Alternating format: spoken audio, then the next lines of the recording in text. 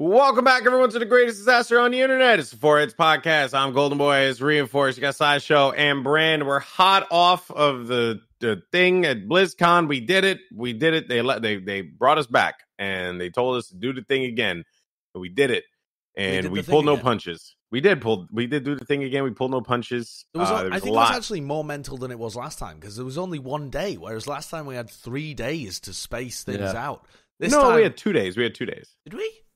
Yeah, we had 2 days last time. Oh, right, yeah, because I remember because I had two looks. I was very conscious of how it looked. That's right, because we didn't try to run a massive tournament in the middle of all of it. Yeah. Oh, that makes a lot of sense. Oh, yeah. that's wild. I wonder why they didn't do that this year. So last year we didn't run any games on Thursday before the event actually opened.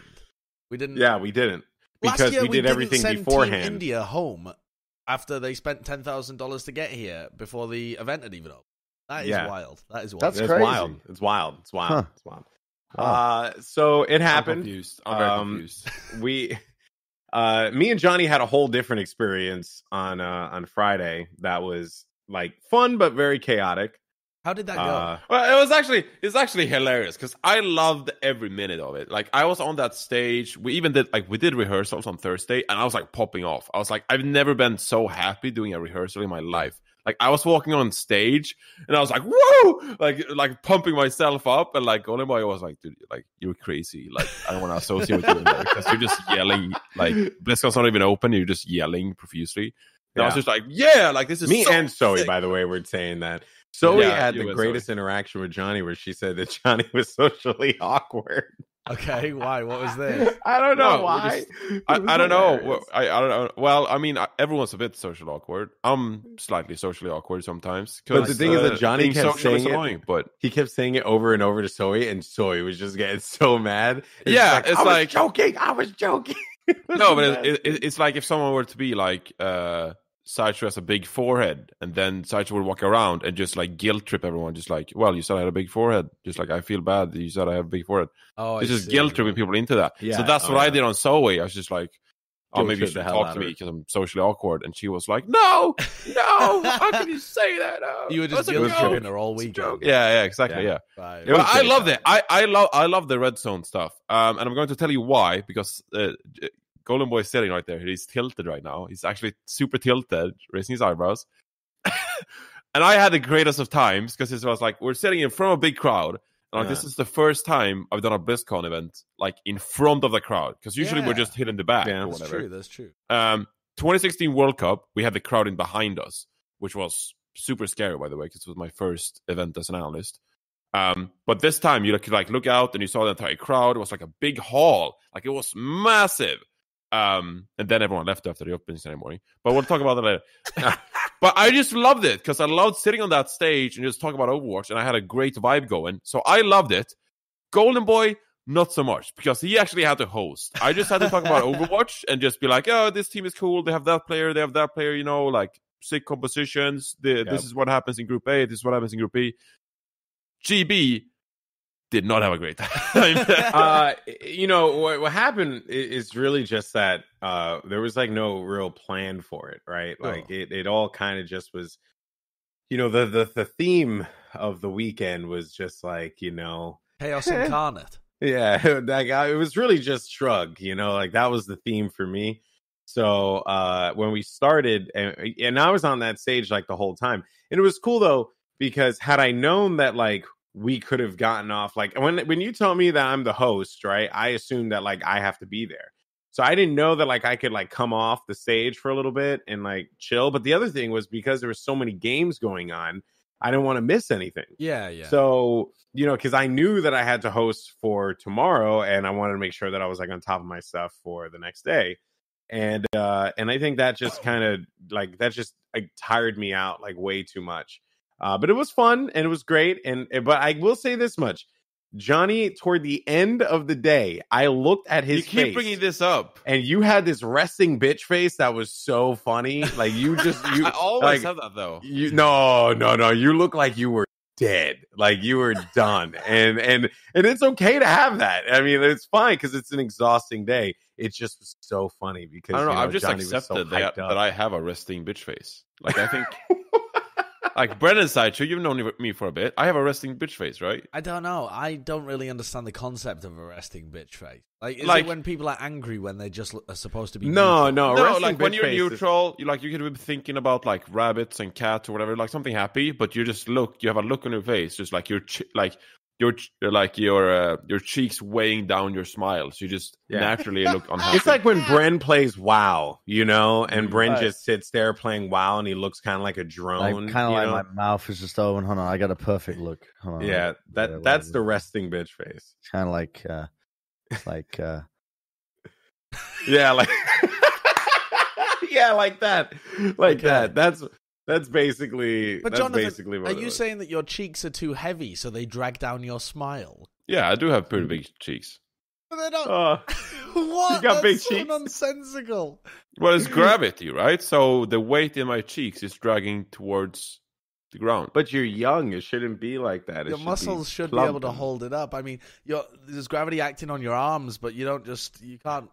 I Like, you need can to still do lift your cheek arms. presses, just lift my cheeks like.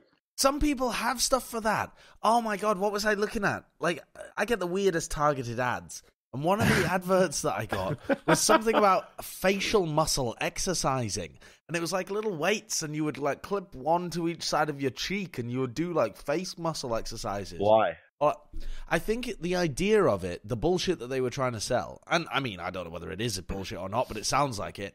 I think the idea was that by exercising your face muscles, you are more likely to not have wrinkles in the future because things will stay kind of muscly and firm on your face. Cynthia always tells me not to frown, you know, like not to do things that will like wrinkle my skin because it'll like reflect on you years down the line. I think You're also not that's supposed to ass. sleep with your face down in your pillow because Well, yeah, then 'cause you're otherwise you choke to death, Johnny. You suffocate.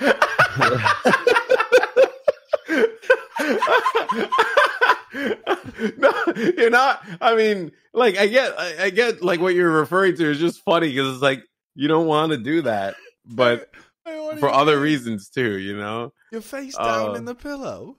No, well, I sleep on my side, so not completely, Oh, like right, 180, but like 90 degrees. So like when I sleep on the side, my face just like, so I'll have wrinkles on half of my face. Are you sleeping When on I go rocks? No, I'm just exaggerating it, but I'm saying like, you see all those wrinkles here. Yeah. They're like, Do you when I'm wake up 80 with wrinkles on your face? Yeah, but only on half my face. Really? Yeah. No. You look like two. But I'm saying down the line, I'll have wrinkles on my face. All I right, think that's how it works, though. let's move Yes, on it is. to housekeeping. How do you think Oh, wait. wrinkles are formed? I think they're just from SAG, natural loss That's of from like age. keratin and Isn't stuff it like over excess time. skin or something? I don't know. What you? It's just What? age. Like you grow more skin as you get older, and it just wrinkles. Maybe your up? face shrinks. I don't know. Your skull Well, I mean, stays the same Josh's size. face clearly didn't shrink. You've got a big old head, so you can't I do talk. feel bad for my mom, dude. I just think, She was just ripped like, asunder. Are you Don't- okay? It just came out. I have this problem on Twitch now because I've had so many subscribers, humble brag, humble that I brag. have so many emotes. Life is hard, as Jonathan. Go. I have so many emote slots now, so I need to find emotes. So, but the problem is, they have to be cubes, right? They have to be like 28 by 28, 56 by 56, 112 by 112, whatever. Goldenboy has like the perfect emote face because it just covers 112 by 112. Yeah, it does. It's It's just- really good. Like you look at Josh and it's just like, it's just drawn out. But Goldenboy has like 112 right here. That's why great. he's dude. That's why he's a global icon. That's This so head is true. 112 right here, baby. This is 112 That's head. why you've got a really popular emote, because your head Yeah. fits perfectly into the size. That's exactly the reason why. 100%, dude. Wow. I've It's never just thought too about that good. before, but I Dear think God. you're Before we hitting the move nail on to the head. housekeeping, you freaking baboons.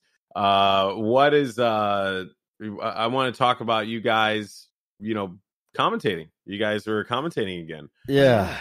Was it fun? You have fun? No. I loved it. Did you not? Okay. You didn't love it?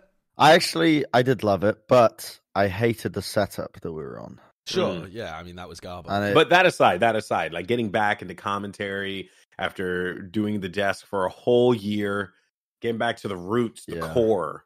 it was That's it was okay. good. I feel like that tournament was so weird because of the way it was ran that I felt like I needed to give my all for games of little significance, but it was significant for the players because they had spent so much money to get there. Yeah. I felt like I had to just basically treat every match like it was so important because it was important to them, right? And I wanted to do that match justice. Like they had traveled thousands and thousands of miles to get there. Yeah. And for them to go out in a single match, I wanted that match when they look back on it and look back at the commentating for it to be good. So when the setup was inadequate and I blew up my vocal cords because I couldn't even hear myself in my own ear, like I just saw it spoiled the entire event for me, which is why I said no initially. Yeah. I enjoyed Makes it sense. because for me, it's so much simpler, I feel, to do color work than it is to do play-by-play if you game well. And coming from the desk, transition is...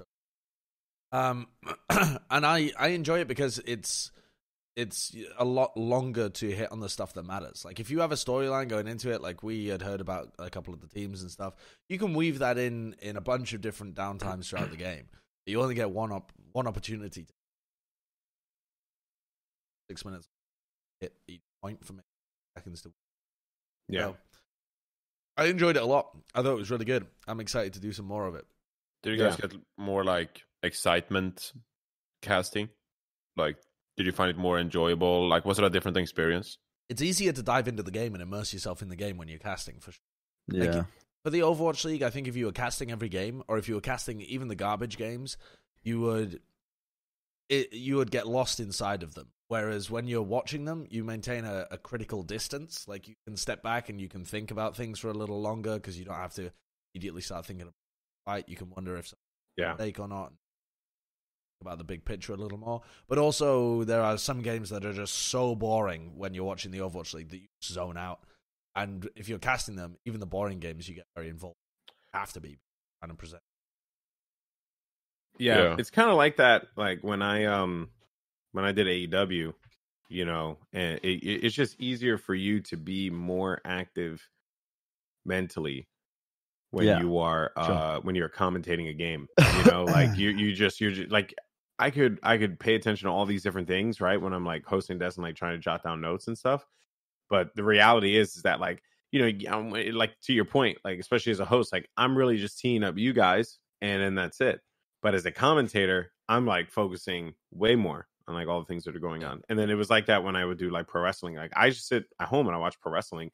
I'm not like really thinking about like what I would say after a great, turnbuckle power bomb. I'm more or less just like, oh, that was great.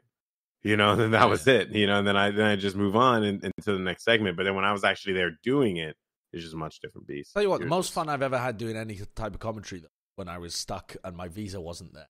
Because you get all of the involvement of being like immersed in the game because you have to keep talking about what's happening, but you have the total freedom to say anything you want and rip into people.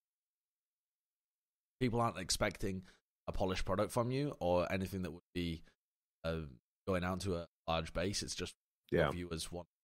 That was crazy fun. And I found that pretty exhausting. Oh, really? But have you ever done it? Well, when have you done it? Because you can't do it when you watch VODs. It's impossible with VODs. I tried to do it for the Gauntlet, like one series. And I don't know, like, I think it was different for you as well because people came into your stream expecting that. Like, when I did it on my stream, people were just, like, hanging out and not really interested in the games. So it's probably a different audience as well. But also, I enjoy doing that at BlizzCon just in a casual way where you just chill with a bunch of friends. Like, when we were watching the finals... and we were all stood in a little group just laughing at Jinmu's Dragon Blades because what in the hell was he trying to do? Oh, you have Genji in that. And that's the kind of the vibe that I really enjoy is just when you're chilling with a bunch of people that also know the game and it's just funny to talk about what's going on. You don't have to worry about creating a narrative or something. Just chilling. It's definitely a different experience. And it's always fun to talk about that. But... moving into some housekeeping real fast. We don't want to really know that we're at 5.7K subs on YouTube. Let's see if we can get to 10,000 people. Come on, man. Do the thing. Get out there. And 10,000? Yeah, I'm jumping. Big ask. 6,000. I want 10. You mean to tell me we can't do 10? Big ask. Okay. Come on, people. I know YouTube doesn't really like new channels and algorithms and all that stuff, but let's try and do it. Hey, whatever. Listen, Golden, what I'm saying is it takes a lot of effort to hit that subscribe button. It does. It takes a lot of effort. I'm telling you. I don't know if we're going to be able to hit it. It's going to be hard. It's going to be a challenge, but I believe in our audience. Also, make sure you guys rate and review us. We will read all of the reviews on iTunes and share with you guys when those come through. So make sure you guys are there sharing that stuff and all that good jazz. Moving forward, let me look here. Casters and Castles is continuing on. We want to make sure we continue to give some love to Casters and Castles. Doing pretty well right now, guys. Doing well. Yeah, I mean, we had to take a bit of a break for BlizzCon, but we ran a one-shot campaign. It's like a kind of adventure that only goes over the course of an evening with Custer and Wavepunk. Wavepunk does stuff with Rocket League and Rivals and stuff. I didn't realize how great the guy is at role-playing until he sat down and did it. And Custer as well. He was in theater.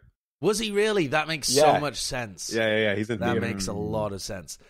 The Custer and Wavepunk were both excellent. It was so funny. We screwed it up. Bren was DMing, and he was tested. Nice. Yeah, it was good. It was a lot of fun, actually. A lot of people said to me like they weren't looking forward to the fact that there wasn't a regular episode this week, but pretty much all the feedback I got was that they want to see this gang that we ran in the one shot, this terrorist pyromancer who like burns down plants to make way for the cattle farmers down south. Like I was speaking to Joe about it because I basically said to Waypoint, like, do whatever you want, build your character and we'll try and fit it into the overarching story and world and world building. And he came up with, he was an elf who comes from the southern desert lands, and there's like this ongoing war between the farmers and the cattle ranchers, and he's part of the cattle ranchers who are burning down crops using their magic. So it's like basically a cattle rancher terrorist who uses fire. And I was like, it's what's going on in the Amazon right now. It's people burning down the rainforest to make room for cattle farming. So I literally, so I said, all right, Joe, good luck. And Joe was like, where even is the desert in my world? Like, where are the desert elves? Like, Joe was like panicking over it, trying to fit it in. The desert elves. Good. Where are the desert elves? That's amazing. Well, that sounds awesome. Definitely go and check that out. I believe it's called The Wild Sheep Chase. On the channel right now. Go ahead, give that a watch. It's a good long one, but it's definitely worth it. So check that out.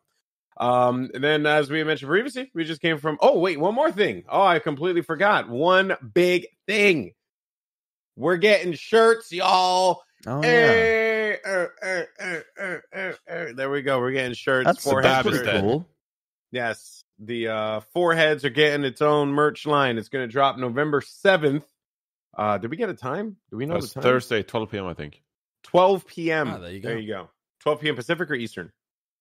Now I'm nervous. I don't know. Probably Pacific, right? But probably Pacific. At some point all you on Thursday, November 7th. Douchebags work in Pacific time. Did you see the amazing Mount Rushmore that they made? Made. Yeah, it looks so good. Cynthia did. Sorry, 2 p.m. PST. 2 p.m. PST. There you go. That's important information. 2 p.m. Cynthia did mention something, and I thought it was funny because she's like, "That is really, really good." She's like, "Is that the shirt?" And I was like, "No, it's not. It was just a promo image." She's like, "Oh, that should totally be the shirt. That should be the shirt." Yeah. And now we're like, whoa, make it a shirt, Hold on, yeah, make it a shirt. So it is it's the Foreheads logo. It's a nice light blue. It's a great shirt. I was wearing it on stream yesterday. Johnny was wearing it when he went to Disneyland, and probably one of the funniest pictures ever. That was like that little Mickey thing behind you. That thing was so trippy. Did you see that? No, I saw the kid. I need to. Here we go. Right, I've just zoomed in found on it. It was so funny. And the balloon? Yeah. I wonder if that's like a Halloween balloon. You mean this little girl to the right hand side? No, if you look at the first picture, there's a yellow balloon like behind me. Oh yeah, there is. It's like a scuffed Mickey. A very weird yellow balloon right behind your head. I'm also the third image has a girl passing by who's like, "What the hell's going on here?" That tickled me more. Not even like. And you're doing a power pose lit up by the flash in front of the Disney castle. We have this thing called a photo pass which meant that like there's photographers all around Disneyland, and you can just line up, and they'll take photos with you, like with nice backgrounds. So there's one with like the Millennium Falcon from Star Wars, and you just line up and you take like Star Wars pictures and blah blah. So I walk up and I take these promo pictures with the Foreheads tee. And she's like, yeah, strike a few poses, like, strike a few poses. And like, I do all this, like, dope shit. I just, like, look around or whatever. Then I get to, like, pose 5. And I'm just like, I have no idea how else to pose. And I just put my fingers up and I'm like, and I just ran out of poses. And I'm like, it's so good. That girl looks so interesting. Also, like, you're crossfaded. Like, so crossfaded. Yeah, you look like you're out of it. You're just gone. Yeah. Man, that girl, for some reason, if I was to encapsulate pride in a human, it would be that girl. Pride? Pride. Yeah. He what just do you looks mean like pride. He just looks like the humanized form of pride. Like she's got her shoulders back, her chin is up, she's wandering proudly into frame. She is pride in this moment. Right, she just is exuding, like, doesn't give a fuck, kind of, I belong here. Yeah, proud to be alive kind of energy. Dear Lord. Yeah.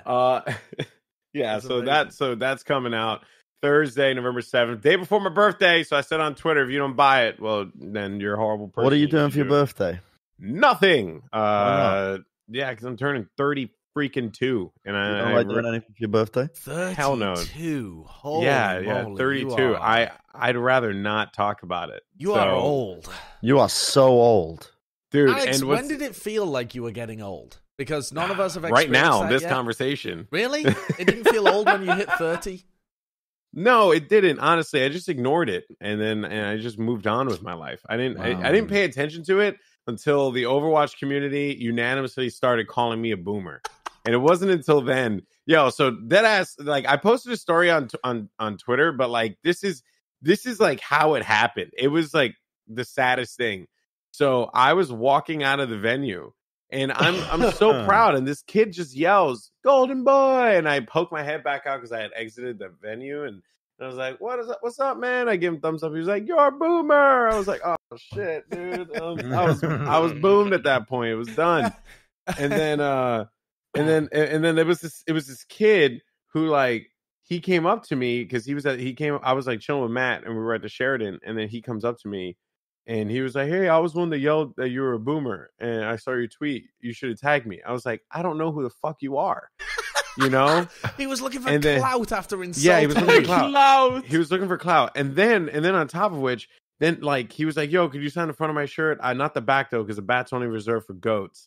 And then I was like, "What do you mean, like people who play that crappy competition?" Was this the small kid with an American jersey? Yeah, it was. And then I was like, "Oh, you mean that crappy competition that you guys that you probably play and were only good at?" And then he was like, the guy who was so annoying, just yelling all Friday towards us. Yeah. Like, So then I basically had to tell him straight up. I was like, "Yo, dog, you don't step up to a freaking legend, a global icon, national treasure, TV star, motherfucker's been all over the world, globalized. You don't step up to the global champion Goldenboy and drop this garbage on me." So I was like, "Yo, let me sign the back of your shirt." So I signed the back of his shirt whether he gave a crap or not.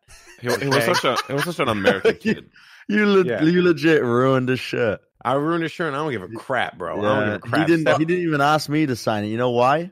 Why? Because he knew I wasn't going to do it anyway. Yeah. Because he knew I tarnished that. I wasn't going to do it. I tarnished that shirt and I don't even care. He came into my Twitch chat the other day. He said, such a typical American kid. I was the guy with the shirt, and I was like, "Oh, you were that guy?" And he was like, "Yeah," and I was like, "All right." And he was like proud of it too. You guys are on about. Yeah, well, now he has free real estate on his podcast. So I don't even know his name, so it doesn't even matter. True. I had the strangest interaction at BlizzCon as soon as I had arrived. Yeah, your tweet popped off. Well, my tweet popped off because people were like genuinely concerned, like there was some weird creepy dude roaming the venue, but I don't think it was. I went to get my key at the beginning, and Johnny didn't have his hotel room yet, so he was going to stay in my room as well. So we're both just without a room, chilling in the lobby, and I really needed a shit. So I went to the public bathroom, and it's like one big disabled stall, so it's like big enough to be able to fit a wheelchair. And then it's got a couple of urinals next to it. And so I go inside this big stall, I lock the door, and I sit down. And I've actually got my headphones on. I'm listening to music at the same time. And so a guy comes in and he rattles the door. He doesn't knock. He like tries to open it, rattles the door a little bit, and then he walks off. And I see this because I can see his sneakers underneath the door, but he can't see me because the actual toilet, the porcelain throne, is quite far away from the wall itself. I know exactly what toilet you're referring to as well. Yeah, come on. There you go. There you go. Very specific. Well-known toilet. Yeah. Well-known toilet. So then I see the same guy because I know that the door to the toilet hasn't closed or opened. So I know that this guy is still in the room. He walks over to one of the urinals, the one closest to me, and I just see his feet stood there as if he's using the urinal. But I'm using these open-backed headphones, so I can hear what's going on even though I'm listening to music. And I'm like, I swear this guy's not taking a piss. He's just stood there. And so I'm there and I'm still shitting, but now my full attention is on the sneakers underneath the door. They're black and white sneakers. I couldn't remember what the brand were, but they were fairly big.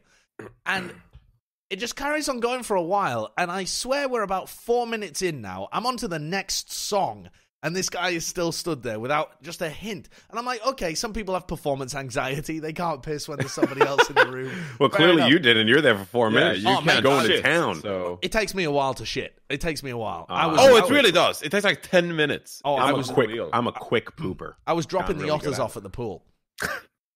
And so at one point I glance over at his shoes and I'm like, man, that guy really has been there for a long time.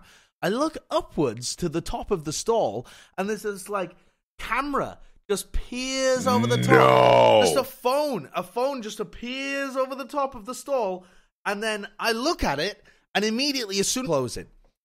And so he was either taking a photo of me, which I think is really weird because there's no way that he would have known it was me, and why would you even want to take a photo of me on the shitter?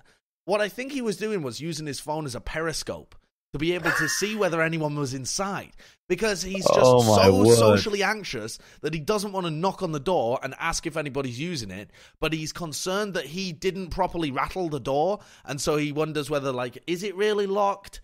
And so he doesn't want to check again in case, that's weird, rattling the door twice. So he thinks, I know what's less weird and definitely not creepy in any way. I'll use my phone as a periscope.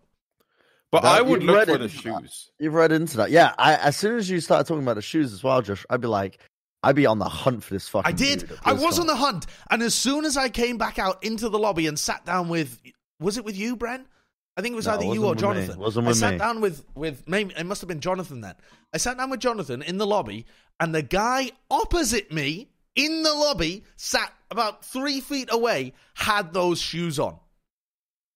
So I couldn't tell Jonathan the story just in case it was him, because I didn't want to. Drag him. But it was him. I don't know whether it was him. Well, he said he was a fan of me as well, and now I'm my fan. See, that's the thing. I only have the sneakers to go from, and what about the pants? What did they look shorts? Like? What were they? Couldn't see the pants. So they were black with a white stripe, like one white stripe going down there and one white stripe along the bottom. They were, broadly speaking, black sneakers, but with white detailing on. So like Vans? No. We're talking. I don't know. Like I'm not Nikes, a big sneakerhead, so I think they were like Nikes or something. Yeah, something more like that. Nikes? No, but the Nike check mark. Yeah, no, it wasn't Nike brand, but it was like I don't know. Are they like New Balance? Mate, I don't know. I'm not a sneakerhead. And also, what do you want to do? Try and put out the hunt for the guy now? Yeah. All these people wearing these shoes. My tweet got a lot of responses. I was just expecting to share it as, like one of my dumb stories, like, oh, look what happened to me. I always attract the weird shit. And then people are like, you should get the hotel to check with the security and find the guy and stuff like that. But I didn't want to do that because I'm pretty sure that it was just somebody being very accidentally creepy because of their social anxiety and not them actually trying to take a photo of somebody on the shitter. Yeah. And so the problem is when you actually go down the official paths, they're just going to get whatever punishment they would get. They tend to ignore the nuance and the context. So I was like, well, just leave it. Word of advice, don't wear headphones when you're going to go to the pooper. Why? Come on. Why not? Why not? Because of instances like that. What, you're going to be attacked? If I don't respond, or if you had just responded to the guy immediately and been like, oh, occupied. Dude, I said occupied. I said occupied. Oh, he so rattled you didn't the say door that in and the I went, story. occupied. You didn't say that in the story. Right, no. I had my headphones on. He rattled the door. I was like, So occupied. now this is different. Now, because this whole time I was just like, had you just like... Even if I had headphones on, what does that matter? Don't No, put I know. over the roof of a stall. No, Josh. If you have headphones on, it's perfectly acceptable to record people shitting. Oh. It's their fault. At the end of the yeah, day. I see. Right. It's their fault because No. they didn't audibly say that you didn't give them your permission to record. So, Regardless, though, I never wear headphones unless I'm in my own home. really? Or no, never. Or I'm in like a hotel room. I never wear headphones in a public bathroom. You never know. Like, okay, so I travel so much. Story, right? No. Wow, but no. I travel so much, right? That one of my bigger fears is like, something happening at an airport, right? Like it's like at Newark Airport recently, which is the airport I fly out of mostly. There was a person carrying a weapon. This happens, often. So my fear is that like I can't hear what's going on.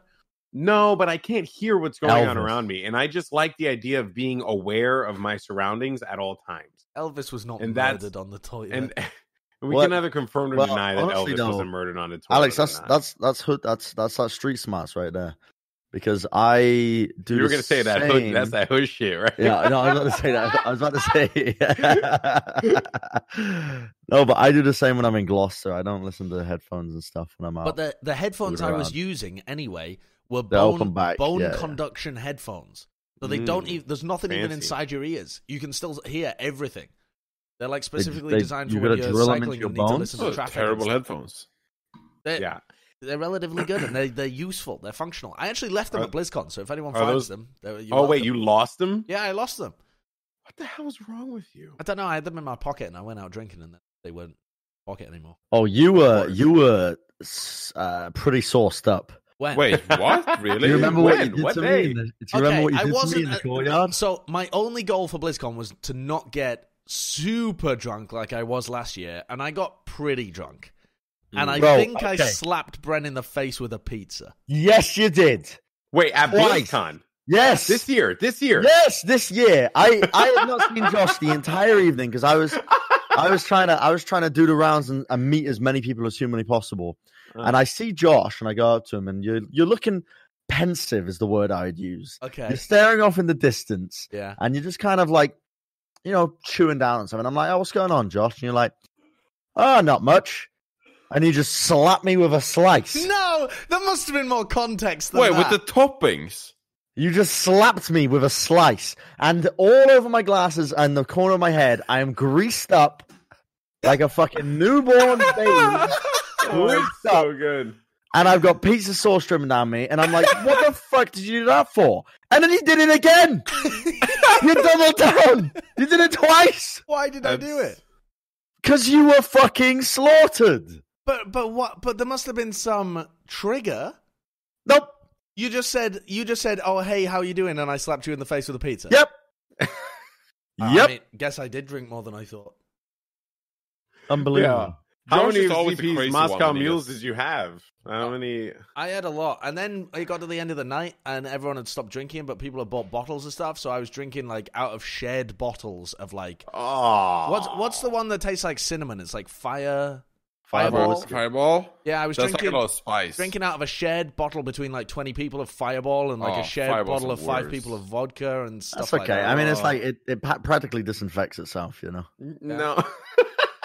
I haven't got the plague though. A lot of people got BlizzCon plague. I managed to avoid it. Yeah, dude, I'm freaking dying, bro, and I gotta go to do AEW tomorrow, and I feel like crap. But that's what I hate about the Blizzard parties is that, like, we usually don't have like a go-to nightclub or bar or anything, so you're just hanging out in a courtyard, and because no one has a mixer, and Bren can tell you a story about this last year, because no one has a mixer, people just deteriorate to just drinking pure alcohol. Just like liquor. Mixer so they just have always the thing to go. Yeah, so they always have like balls of vodka and like whiskey and like Jack Daniels, and they're just like taking shots out of this, which is the most disgusting thing ever. It gets you super drunk, but no one has mixer. And it's just Well, I just want to let Bren tell a story because it's hilarious from last year, really. It's so bad. Do you remember the story? What, last year? Last year when you had trading Mixer wares. and you were trading. Oh, Khajiit has. Oh wares. my god! It's Yeah, such a good story. I was on another planet, but I was feeling it. I was feeling like the showmanship coming out. Like I haven't the showmanship hasn't been coming out as recently when I've been drinking, because I've been drinking a lot less and I just haven't really been feeling it. But last year I was like on another level, and I had this big ass pink fluffy jacket, which I got a couple of pictures of. And inside the pink fluffy jacket that I bought from Thailand, there's a woman's jacket. There's big ass pockets just inside. And I was roaming around wearing this jacket, just like chatting to just random groups of people in this courtyard. And it's like, there's people from StarCraft, World of Warcraft, all this other stuff. And they're just like, oh, this guy is mental. Like, I remember going up to them, speaking to them and just talking. And it's probably akin to what happens when Rich Campbell tries to speak to people, I think. Yeah. Because they were just like, we don't want to give this guy the time of day. Like, I think they assumed I was homeless, and like, because I was just dressed like a maniac, just going up to them. But in the end, I managed to slowly barter my way up to various goods. So I got given a couple of handles of liquor and whatnot, some ginger ale, stuff like that. Wait. But you were looking for Mixer, right? Or were you looking for more alcohol? No, he had Mixer. I had He Mixer. traded. So you had And stuffed Mixer into these pockets. And In you my were going pockets, over I to had people. mixes of ginger ale. I remember it being ginger ale as a mixer. And I had Mixer, and I had like a handle of Jack and stuff like that. And I was going up to random tables saying, Khajiit wears if you have coin. And then slowly like shrugging it, and then opening up my jacket and just like showcasing my wares. And I remember the StarCraft guys were like, what in the fuck is going on? Like, they were so confused. And I was like, trading one thing for the other on the same table and working away around. And in the end, I traded like a single bottle of Mixer for like 4 more bottles of just pure liquor. Yeah. You I like up managed with to 3 bottles of Maker's Mark for 1 2-liter thing of Pepsi, I think. Yeah. So I ended up walking away with all of this liquor. And at the end, I was just left with like, what do I do now? Because I've got no Mixer. So yeah. But that was early in the night, I think, wasn't it? What's No, crazy that is was that not. That was no, quite that was late in late. the night. That was late in the night. I remember. I think that that was because I had an early in the flight. night. No, It's like 11 no. p.m. or something. I remember that Blizzcon going on a long It did go on a time. long I time. remember us at like 3:30 a.m. just running around hotel floors. Yeah, bro, Just- I actually kind of feel like I missed out this BlizzCon.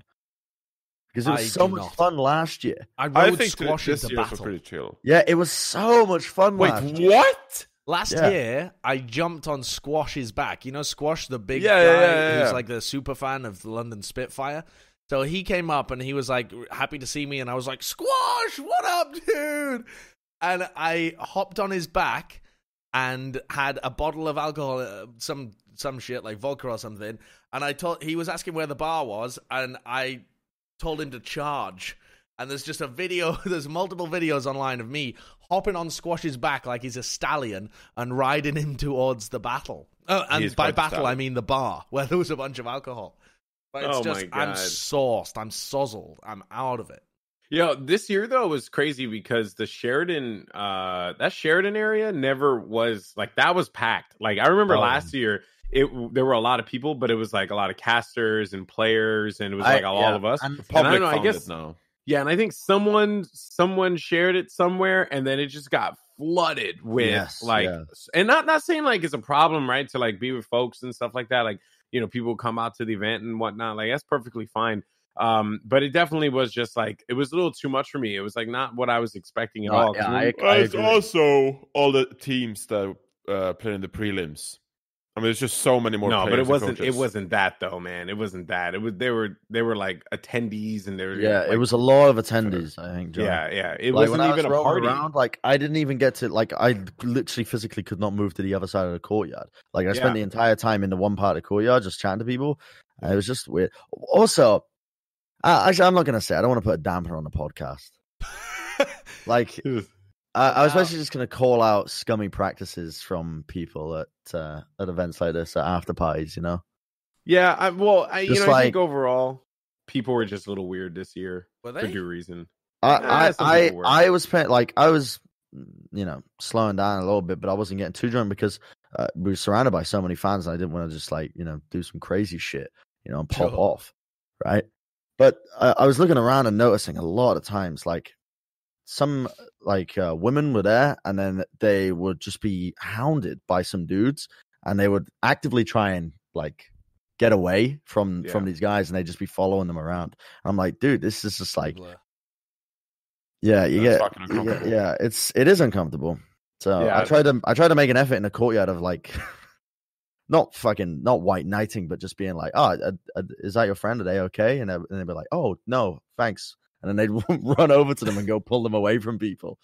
Yeah, jeez, yeah. Now that I'm actually glad I stayed away from it. Like this time around, toward the end of the night, because I wasn't feeling too well because my sore throat, and then I caught a cold from the plague at BlizzCon. I was glad to just go to bed. I made a bubble bath for myself, like the boomer I am. Wait, the last night of BlizzCon? Yeah, baby. You had a bubble bath. All you have to do is just take shampoo and just spray it where the water hits in the tub. And I know that. Yeah. But while everyone else was having fun and drinking, you had one alcoholic beverage and went home to have a bubble bath. I was having fun and drinking tea. So boomer. Wow. No, you can call me a boomer. I did this on the after the first day. Yeah, but not the last night. Well, I mean, okay. Well, Mr. for X one, didn't go out either. I tried to find all you fuckers, and I couldn't find you anywhere. So it was like message received. So then I was like, all right, I guess GB's on his own here. Only person left to talk to was Matt, and then we were just a bunch of freaking old heads out in the side, just chilling, having our McDonald's. I was at the bar. Yeah, you went back inside because you ordered McDonald's. That's why you couldn't find us, because you went into no. After that, though, I went to go. I know. Well, and then after that, like I went to go find you guys. So crowded that I saw so many people, and I was like, nah, I'm good. I think I'm all right. Just going to bed and having a bath. And that's what I did. And I feel great. Okay. I feel awesome. I would appreciate if my friends don't judge me. What do you mean you don't like baths? Baths are great. Not all the time, but like here and there. So against it. I love the concept of a bath, but nobody ever has a big enough bath so that your body is actually submerged. True. Like, if I had an enormous bath, maybe I would like baths, but also that seems very wasteful in terms of water. Like your own hot tub. Yeah, kind of like a hot tub. Yeah, like we have a hot tub here at the Fusion House. Yeah, but that's not a bath, Johnny. A hot tub we is not should a bath. use that hot tub. Johnny in the hot tub. Why don't we do a video series in the hot tub? Oh my god, we should bathe it. We should get bubble bath and put it in the hot tub. I don't think you can do that because you might break the hot tub. Really? Why would you break the hot tub? Because the density of the water will change and mess up the motors. Yeah, but inside. wouldn't it get less dense because it's becoming bubbly? No, I mean, I'm assuming that the water that's in the tub is there for a reason. You can't like change the kind of water that's in there because it messes up with the fans and stuff. But like, you could do it. What about like a jacuzzi bath? All I'm saying is basically a hot tub, and you can still put bubbles. If you are willing to do that, just be willing to also pay for any potential damages. I'm not willing to pay for potential damage. So then don't do it. I guess now, doing a video series out of the hot tub would actually be a really smart idea. That would be a great idea. You should actually do Tales from the Hot Tub. And we should have the juice, so we should drink mimosas. Mimosas in the hot tub does. Johnny's a content. He's a content freak, bro. Content freak. Everything. Johnny was on his game this weekend, man. He's a content freak. To be fair, like you guys did so much casting, and I was just sitting around, and I was like, "What can we do on the show?" And then I'm mad we never got the fishing pole. I'm a bit disappointed by the lack of memes stemming from Bren's whiteboard image. Like that has a lot of potential. It was good. I think listeners, you guys should get on your game and make more whiteboard memes. I'm gonna try and find that. Where was it? Where can I find that? Did you tweet it out, Bren? Yeah, I retweeted a blank. It was perfect. Blank. It was. We were getting a few, but we didn't get as much as we. It's very good. I think hype for World Cup was less this year because we didn't have the stops, like setting up the playoffs at BlizzCon. Yeah, like everything was just like what team's going to be at the World Cup, like how's the format going to be, and then it's just like, oh, it's over. But last year it was like, hey, here's 4 stops, here's all the content, here's all the teams, all the players. The build-up was very necessary for the overall like messaging of the World Cup, and like this time around, we didn't really get that. So it felt like, but you see, that was the thing. It felt like the first World Cup But the first World Cup was hype because we had never had a tournament like this before, right? And for it to be the fourth World Cup and then us kind of revert back to what we did in the first one was just it was just like super odd. Like I know that I wasn't as into it this year as I was in previous years. I think if they just had like online qualifiers and stuff like that, like we would have more build up and more hype. Yeah. I mean, nothing will ever be as hyped as that. What was it, 2017? I want to say. Not 2018 was pretty hype, but 2017 was like incredible. You know, like that was such an incredible run. I wasn't there for that one. Yeah, you were. You did the analyst desk in Sweden, or in Poland. In Sweden. I didn't do BlizzCon though. That was the only BlizzCon I didn't do. Yeah, you didn't do BlizzCon, but I got my visa for the Overwatch League. Yeah, but that one was like really fun, at least for me. And I think for you guys probably last year because you guys went to Thailand and casted and stuff. Yeah, that was entertaining. So that had to have been fun. And we went to Korea, which was also like super sick. So I did enjoy that quite a bit as well. Like we definitely need to do more of that. So hopefully we can. Moving on, I think is the natural segue. You want to go to Johnny? Are we? No. Wait, not yet. Why not? Because more streamers are leaving Twitch, Bren. I couldn't care less. Really? Could you not care less? Why? I think it's pretty interesting, but like it's inevitable, you know, like the heat death of the universe. But it didn't seem inevitable a year ago that this would happen, and it's only because big companies are shelling out money to buy these streamers that things are happening, and it's all happening at the same time. Like it's all happening within the span of like 6 months. Within 6 months, Twitch is going to go from absolutely the place to be, you can't be anywhere else, to meh. I don't know, meh. I don't think meh. You don't think meh? I think no. I think if a lot of these big streamers and also a bunch of smaller streamers get paid to move to another platform or paid to go to a bunch of different platforms, you won't be required to have your content on Twitch anymore in order to see it. Sure. And there's as just soon so as much you're not infrastructure required to be on Twitch, you can go wherever. There's just so much infrastructure on Twitch. Like all the systems are good to go. It's easy to like set up emotes, subscribers, donations. Like you Streamlabs, you don't really have that elsewhere. But that isn't really why people are on Twitch. People are on Twitch because that's where the viewers are. If the viewers leave, then you can put it anywhere. No, I don't think that's the case. I think it's a people are on convenience Twitch because of the culture. I think there's like this culture thing on Twitch is very inherent to just gaming in general. But I will say to that point though that I don't think it's necessarily a good thing, if that makes sense. Like Sure.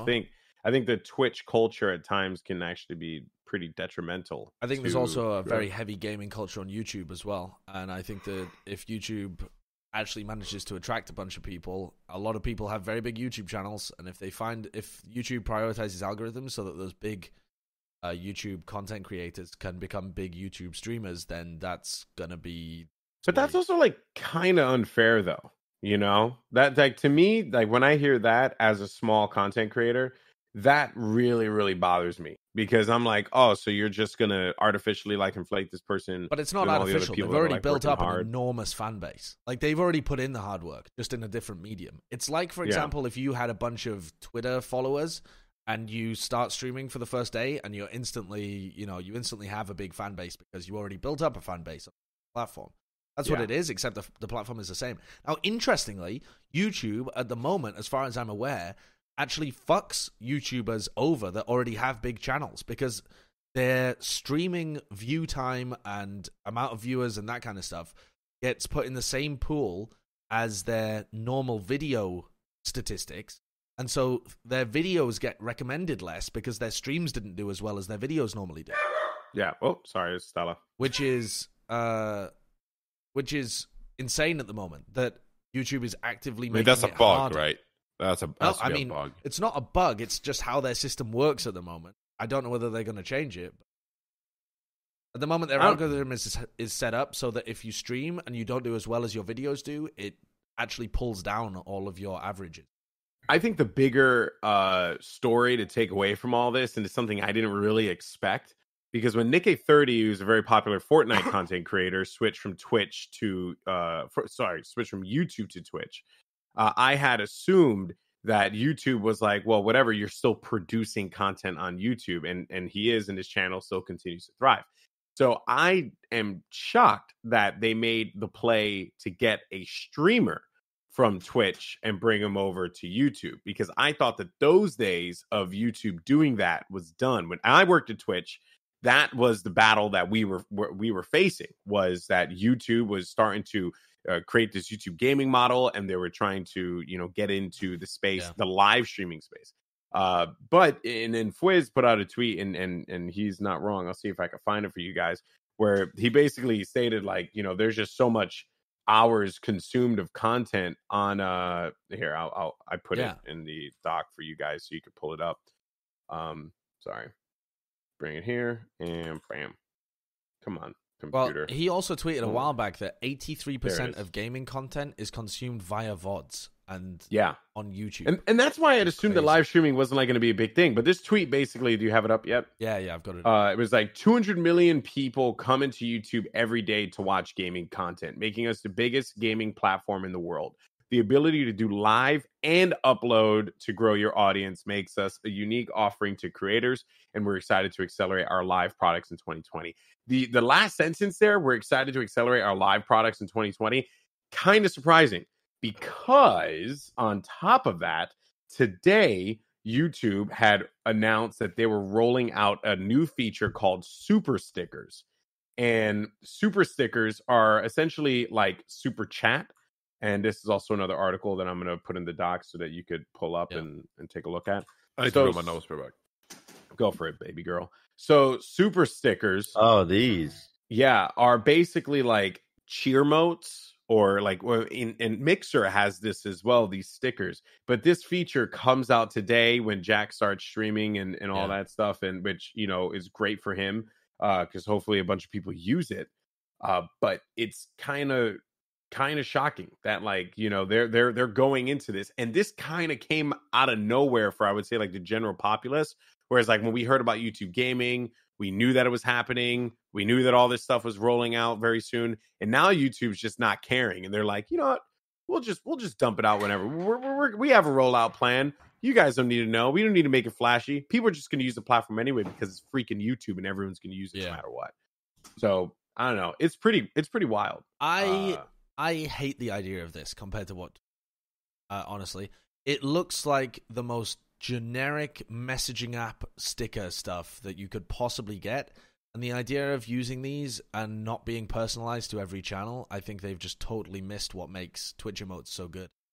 Like, what makes Twitch emotes excellent is that they express a specific emotion with a very small thing. So everybody has access to them, and you can also gain access to other hyper specific ones for your fan base that you create yourself. This is like reacting to a GIF in a WhatsApp I linked group. Jack's channel, and so you can go and you can actually. So the way you find it is a little weird, but you click on the $sign in the chat, and then you go to Super Sticker. And then from there, it seems like these stickers, it's like a theme. So like there's this little cat, and then from the little cat, it has a love, and then there's a happy, and then there's a awesome thumbs up, and then there's like a chibi one, and all this stuff. So the sticker itself is just like what you saw in the article. That was just like one of many in this theme that represents the emotion that the either broadcaster or the viewer is trying to convey. And there are custom ones for Courage as well. So are there? Customize them. I'm looking at it now. On the actual page, I can see that he's got a bunch of custom made ones. Yes. Wait, so what happens with these? Do they like stick around in chat, or they just scroll by? I think it's just a really big chat box. Basically. Comes up. And you kind of see it in the chat right now, right? Like a bunch of people are like, joining and becoming a member and stuff. And then there's Super Chat, which if you saw one of them pop up, a guy just typed welcome, right? And it makes his chat in blue, so it like stands out over everyone else. And then they have emotes, and then they have all this stuff. So this is kind of like Twitch's whole cheer mode thing. But I could see this being like, that's just like an additional moneymaker on the platform. Yeah, I've just seen someone use this hype one. But that's 10, I mean, it's popped up, and that's 10 quid to put an emote hype that just disappears immediately. Yeah, it's like a donation, right? You can attach a message to it. It's like the bit system in Twitch, but it just now has a customized thing. Which, when you really think about it, for big streamers, this stuff just fades away like instantly, right? Yeah, exactly. You get so little value out of it. Whereas what I like about the Twitch system is that you are essentially buying the rights to use like Jack's face going pog on any channel that you want. Well, you can still do that if you subscribe. Right. Interesting. See, that I didn't know. I thought they didn't remove the emote. I'm just not getting... The chat seems way more messy and chaotic, and the system just doesn't seem... Well, apparently YouTube's chat as a whole is like not good. And that's like what a lot of people... Yeah, a lot of people were talking about that. There's a lot going on. Yeah. Like as you know, again, happy for the guy, but I look at that chat and I'm like, yeah, there's just nothing I can even... You can't even read it. You can't even acknowledge it. Like it's just going. Yeah. There's so little emphasis on the messages themselves. Like it's all emoticons, super messages, or even like the names and pictures are like bolded and take up so much space. There's just no way to like read the chat because there's just basic text. I'm sure it would be in a smaller chat as well. You got to also keep in mind this is his first stream on YouTube. Everyone is becoming a member. This is like an outrageous sub train happening on Twitch, right? Like, in those but even you have a pretty active chat on Twitch. So, like, I mean, your chat, like, courage, though. I would still get a headache trying to read this small text compared to the one on Twitch. Now, I am curious on how his content's going to change from live streaming also to his video content and how that's going to work, because if that ends up being an issue, that could be very, very weird in the long run. But yeah, it's certainly going to be fun times for a lot of content creators out there, because there is going to be a ton of opportunity for content creators. I'm just a very lazy person, and I'm just like, I just get a headache thinking about all this stuff. Like, how do you port VODs the same as like Twitch or whatever? There's like so many things that changes with every platform, dude. And I'm Twitch right there just with hasn't you. figured out. Like, you know what you're doing when you go live on Twitch. But do you think that you're biased towards Twitch because you're just used to it? Yeah, exactly. I'm lazy. So the only thing I can say then is silence boomers. That's the only thing I can really say. Bren, what are you doing, Bren? What are you doing? I'm watching Courage's stream right now. Okay. Yeah, I'm just like enamored with it, really. Yeah.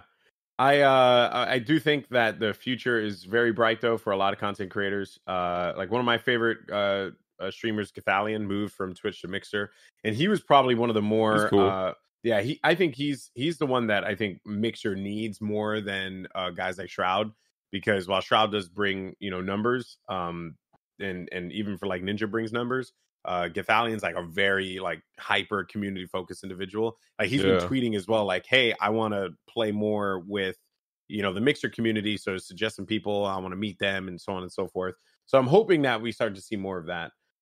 Someone asked me in my channel the other day if I was willing to move from Twitch to Mixer.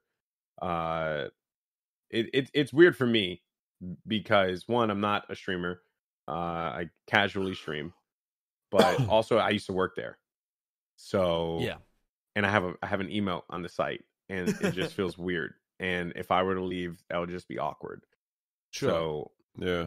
But I don't owe Twitch anything. Like I could go stream a Mixer like right now if I wanted to. Honestly, I don't even like talk to anyone from Twitch regarding like my partnership and shit. Like, so it won't really matter. Yo, you know what you should do? You should just start suing anyone who tries to use your name.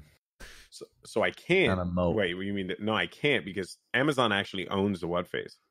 They own it. That's crazy. How do they do that?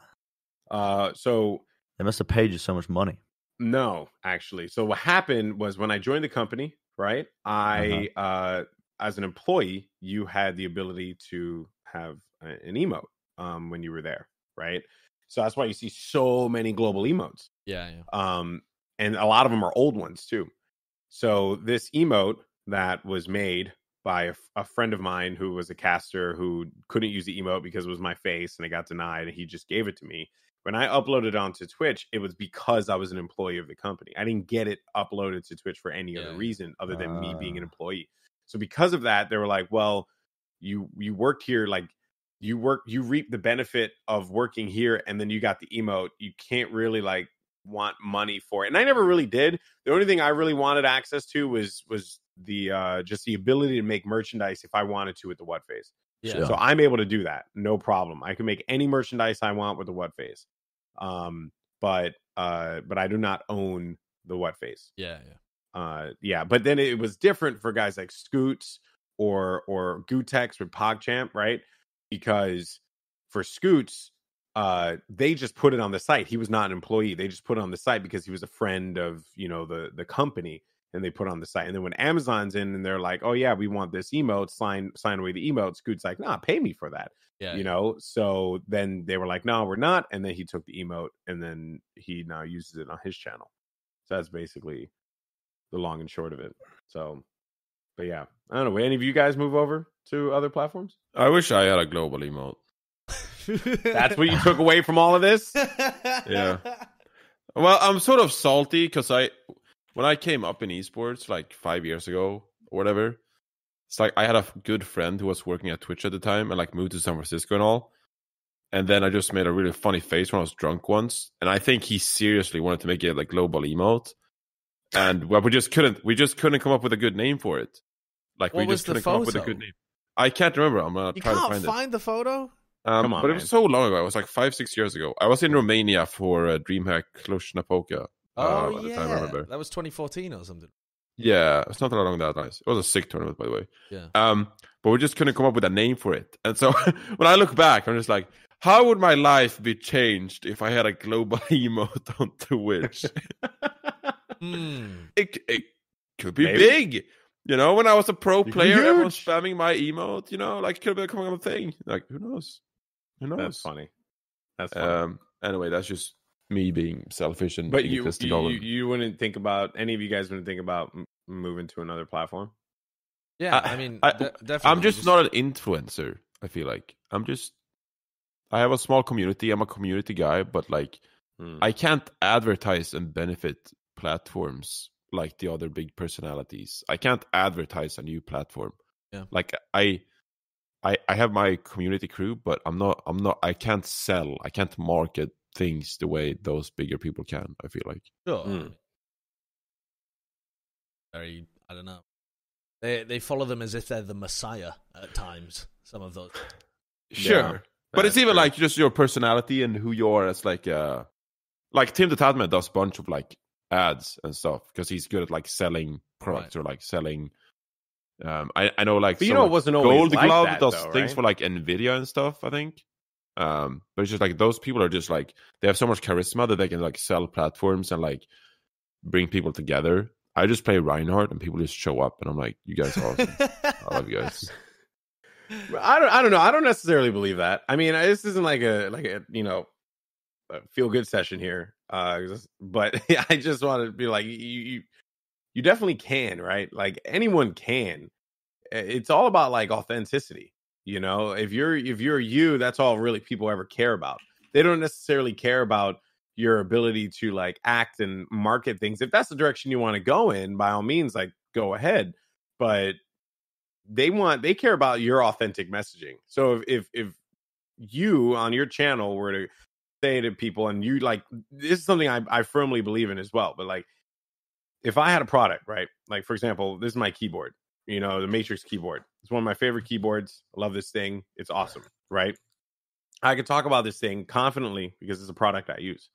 Now, if you were to be like, all right, talk about this, random Chinese company's keyboard, and I've never used it, then yeah, I will not even do it because it's like not a product that I use, and it'll be disingenuous to like to people who Bro, appreciate my work. I don't know what the fuck you're talking about, but I go where the bags are at, Oh my god, man! Listen, Oh my god, that's not true at all. Hand me the cash money dollar, and I'm That's going not to true. whatever platform that is. You know what I mean? I'm all about the money.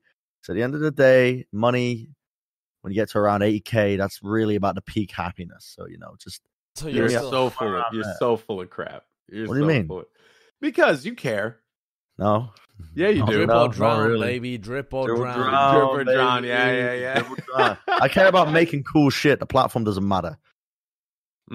That's fair. No, that's fair. That's a completely reasonable perspective.